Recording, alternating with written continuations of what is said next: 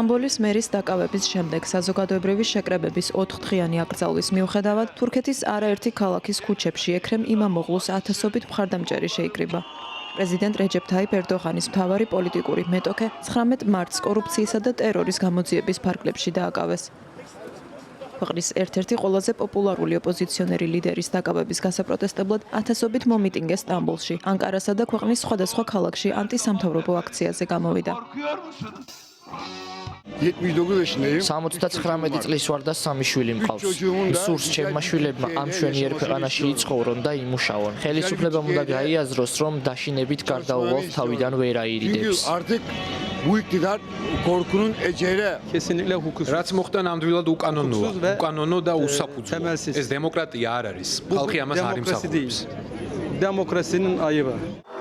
იმამოღლუსთან ერთად ოპოზიციური ხმების ჩახშობის რეპრესიული კამპანიის ფარგლებში დააკავეს მისი პრეს-მდივანი და მერიის 100 თანამშრომელიც. დაკავებები მოჰყვა ანკარაში სტუდენტურ საპროტესტო მსვლელობასაც, ხოლო თურქეთის შინაგან საქმეთა სამინისტროს ცნობით 37 ადამიანი დააკავეს სოციალურ ქსელში პროვოკაციული პოსტების გამოქვეყნების გამო. შინაგან საქმეთა მინისტრის ინფორმაციით ხელისუფლებამ დაადგინა 261 სოციალური მედიის ანგარიში, მათ შორის 62 თურქეთის საზღვრებს გარეთ, რომლებიც დანაშაულის და სიძულვილის წამქესებელ პროვოკაციულ პოსტებს აქვეყნებდნენ. მისივე ცნობით სამინისტრო განაგრძობს ძალისხმევას დარჩენილი ეჭვმიტანილების დაკავების მიზნით.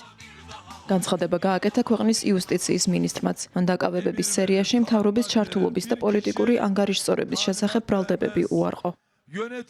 Tarafsız ve bağımsız yargının მიუკერძოებელი და დამოუკიდებელი სასამართლოს მიერ ჩატარებული გამოძიებების გადატრიალება დახასიათება უკიდურესად საშიში და არასწორია.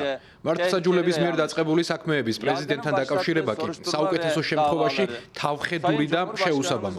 სახელმწიფოს საკანონმდებლო აღმასრულებელი და სასამართლო ორგანოების ძალაუფლების გამიჯვნა აუცილებელია. სასამართლო მითითებებს არავისგან იღებს. yargısıyla ülkemizde kuvvetler ayrılığı esastır.